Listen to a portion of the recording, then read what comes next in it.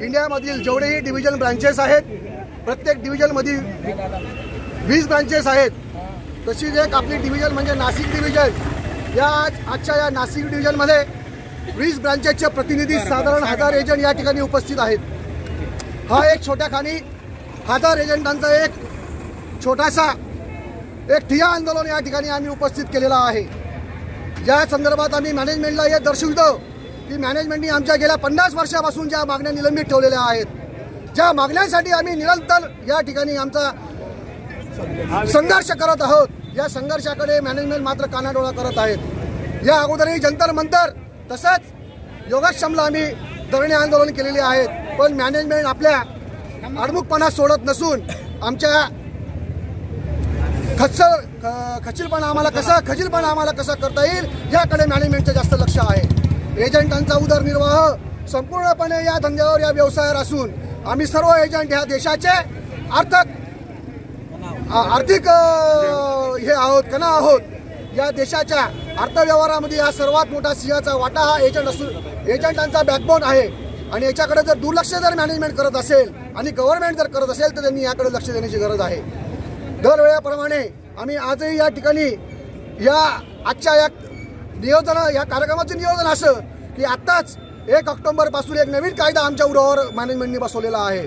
तो कायदा म्हणजे क्लॉबॅक कायदा। क्लॉबॅक कायदा म्हणजे काय? क्लॉबॅक कायदा म्हणजे कोणीही 5 वर्षाच्या आत किंवा 2 वर्षाच्या आत पॉलिसी सरेंडर केली तर त्याचं कमिशन हे एजंटांकडून वसूल केले जाईल। हा एक काळा कायदा मॅनेजमेंटने आमच्या उरावर बसवलेला आहे। याला आमचा काय दोष हे याच्यावर विचार करणं गरजेचं आहे। मॅनेजमेंट, चेअरमन, सीओ या ओपन मीटिंगमध्ये तोंडी स्वरूपात बोलतात की आम्ही असं कुठल्याही प्रकारचं आम्ही तुमच्याकडनं रिकव्हरी करणार नाही। इथे तोंडीला अर्थ नसून त्यांनी ज्या टायमाने वक्तव्य केलं त्या 5 दिवसानंतर परत 5 सर्क्युलर नेहमी फ्लॅश होतात आणि फ्लॅश सर्क्युलरमध्ये परत तो क्लॉबॅक काढून लिखित स्वरूपात आमच्या समोर मांडला जातो।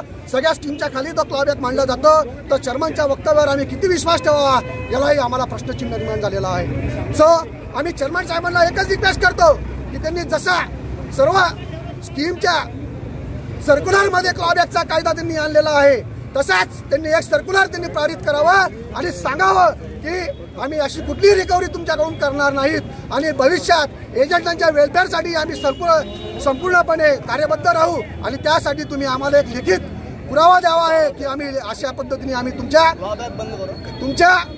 तुमच्या वेलफेअरसाठी असं काम करत आहोत। आजच्या परिस्थितीला एजंटांना कुठलाही वेलफेअर मिळत नाही। वेलफेअर कुठल्या स्वरूपाचा नाही।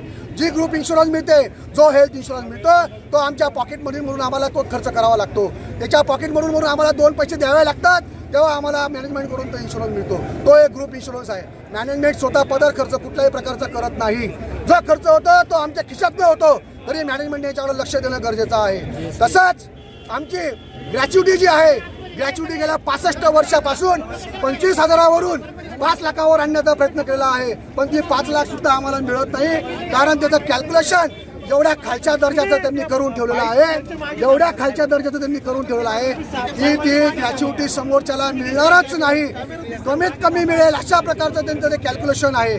वास्तविक बघायला गेलं तर कामगार ऍक्टनुसार ग्रॅच्युटी घेतात त्याप्रमाणे आम्हाला ग्रॅच्युटी मिळाली पाहिजे, परंतु मॅनेजमेंट शेवटचे 15 वर्ष ज्या वेळेला एजंट थकलेला असतो त्यावेळेचा ग्रॅच्युटीचं कॅल्क्युलेशन करते, 15 वर्षाचं कमिशन आमचं गृहीत पकडते।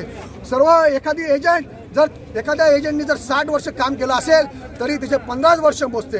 एखाद्या एजंटने 18व्या वर्षी एंट्री केली असेल आणि जो 40व्या वर्षी जर तो बाहेर निघत असेल, तो राजीनामा देत असेल तर त्याला ग्रॅच्युटी दिली जात नाही। ती ग्रॅच्युटी एजंट LIC मॅनेजमेंट पचवून घेते।